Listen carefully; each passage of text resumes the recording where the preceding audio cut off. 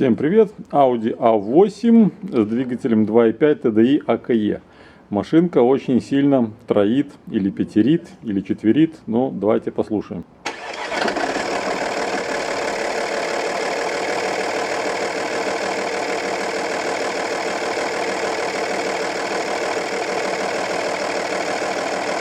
Может быть, камера полностью не передает, как мотор работает. Ну, мотор, надо сказать, он сильно троит, пятерит, непонятно. Но ощущение, как будто один цилиндр не работает. И машина, соответственно, и ехать не может. Ну, вот так, передвигается только лишь. Проблема началась после того, как владелец заменил гидрокомпенсаторы и рокера вот в этой вот левой головке. Вот, поэтому сейчас будем разбираться. Сразу я уже посмотрел коррекцию по форсункам. Проблемы видны в третьем, четвертом, шестом цилиндре. То есть это как бы нам мало что говорит. Поэтому я с помощью мотор-тестера Diamag 2 провел тест эффективности цилиндров. И тест сразу показал, что проблема у нас вырисовывается с четвертым цилиндром. Вот, видим, что на графике четвертый цилиндр, серая линия, он вываливается полностью вниз, а третий цилиндр у нас поднимается вверх. Почему так происходит? Потому что порядок работы цилиндров 1, 4, 3, 6, 2, 5. Соответственно, если четвертый у нас не работает, блок управления компенсирует третьим цилиндром, чтобы двигатель кое-как ровно работал. И поэтому в третий цилиндр добавляется огромное количество топлива. Вот. И поэтому мы видим, что третий цилиндр сразу выскочил вверх у нас. Но проблема видна по четвертому.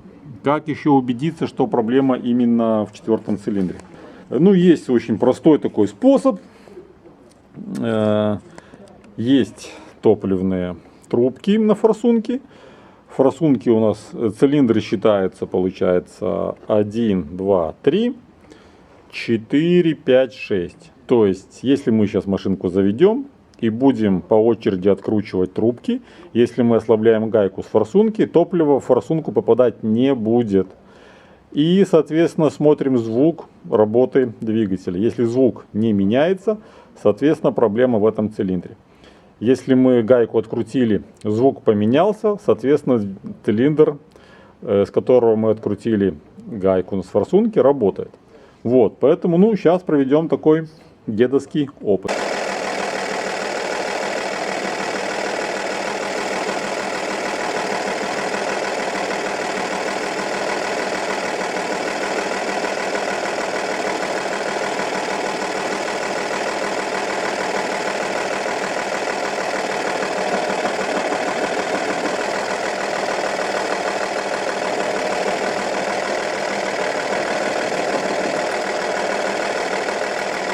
Способ сработал. Действительно, при откручивании гайки с форсунки с четвертого цилиндра работа двигателя не меняется, а при откручивании гайки с форсунок пятого и шестого цилиндра работа двигателя меняется. И это слышно. Ну, не знаю, как передает это дело камера, но так реально изменения есть. Вот, то есть мы видим проблему в четвертом цилиндре. Конечно, хорошо было бы узнать, в чем там проблема. Вот, поэтому я что сейчас сделаю? Я сейчас повыкручиваю свечи накала и проведу проверку пневмотестером. Используя пневмотестер, у меня пневмотестер Ликота. Сейчас посмотрим состояние цилиндра. Что я сделал? Я снял демпфер с ТНВД, поставил свой демпфер, он маркерный, размечен по цилиндрам. То есть, допустим, четвертый цилиндр, когда 4 мы видим сверху, тогда четвертый поршень поднят в ВМТ и все клапана должны быть закрыты. В этот момент я подаю сжатый воздух и будем смотреть на наши утечки. Откручиваем, подаем. Так, 2 бара подал.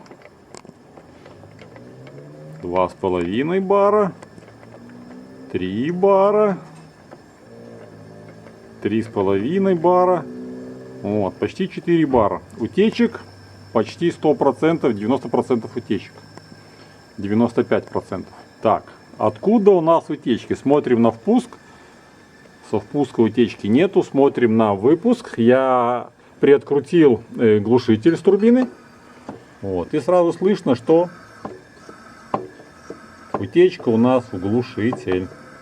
Это о чем говорит? Это говорит о том, что выпускной клапан почему-то не закрыт. Почему он не закрыт? Это уже второй вопрос, которым будем разбираться. То есть однозначно видим, что проблема у нас есть в четвертом цилиндре.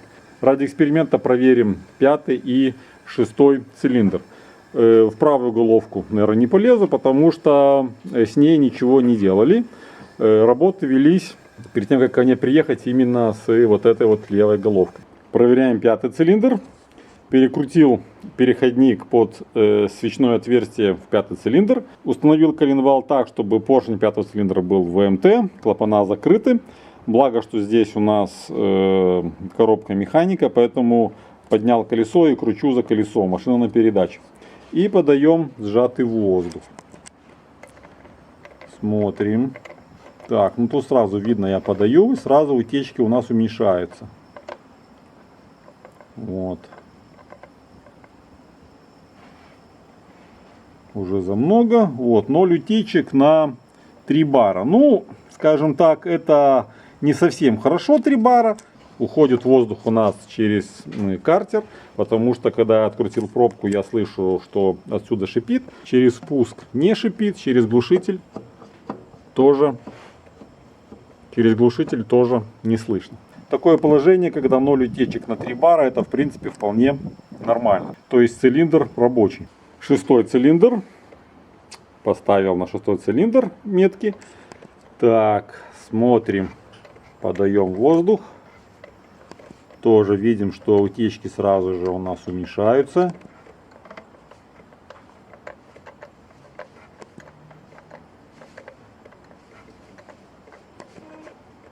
Так, за много перекрутил.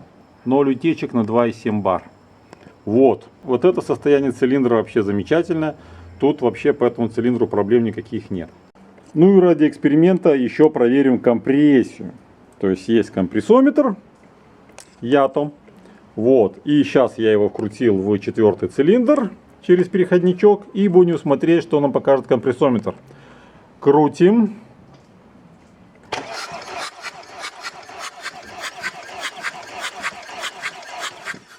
Ноль. В четвертом цилиндре не показал компрессометр ничего. Ставим пятый цилиндр.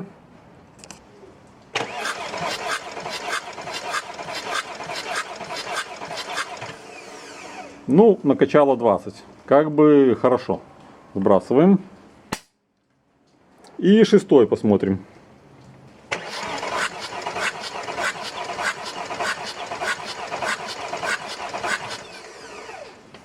Так, ну накачал даже больше, чем 20.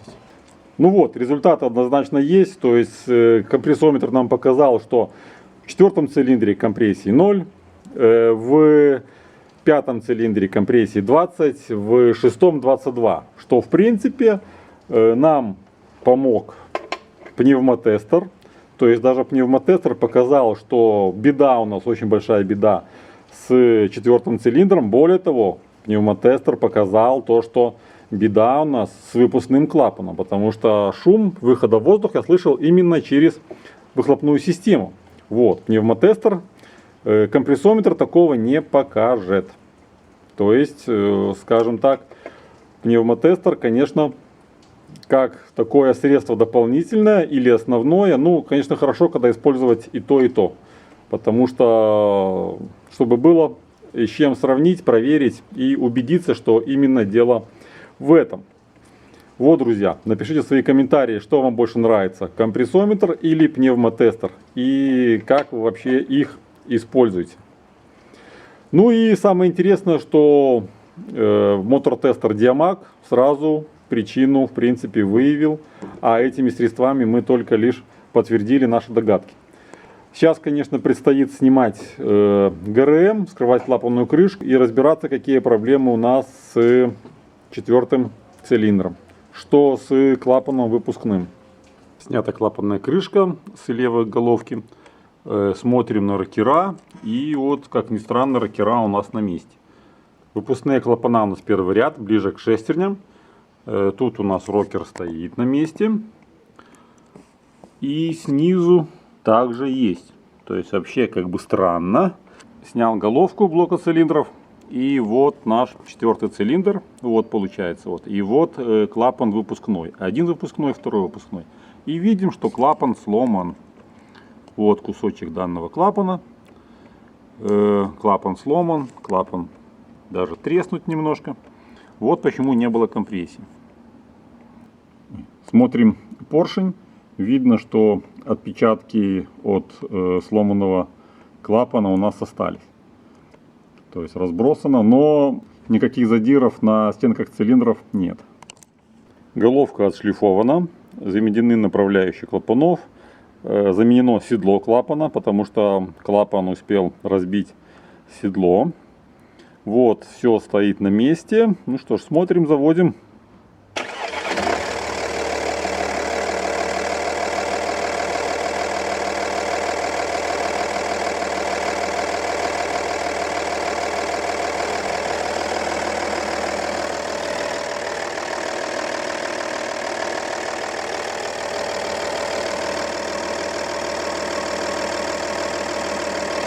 Двигатель, видно, работает ровно, троение пропало. Смотрим коррекцию.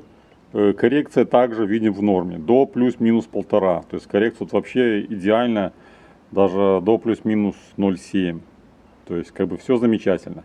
Все работает, но надо понять, почему такое произошло, почему сломался клапан. Стал разговаривать с хозяином, оказалось, что очень давно уже машинка ездила без одного рокера. То есть клапан один был постоянно закрыт, рокера не было, и клапан по ходу просто закис направляющий. Соответственно, потом решили поставить рокер, рокер поставили на место. И что получилось? Клапан, когда долго не работает, он начинает подклинивать направляющий, распредвал на него нажимает, он опускается вниз, а вернуться обратно под действием пружины уже не может. И его обратно в головку загоняет поршень. И таким образом сверху распредвал нажимает, а снизу поршень его обратно загоняет. И так било, пока клапан не сломался. Сломался клапан, сломалось седло, испортилось направляющее, ну и все эти дела нехорошие получились. И цилиндр, получается, не работал у нас. Вот. То есть вообще, конечно, с точки зрения практики, обычно, когда клапан зависает, при прокрутке коленвала у нас вываливается рокер.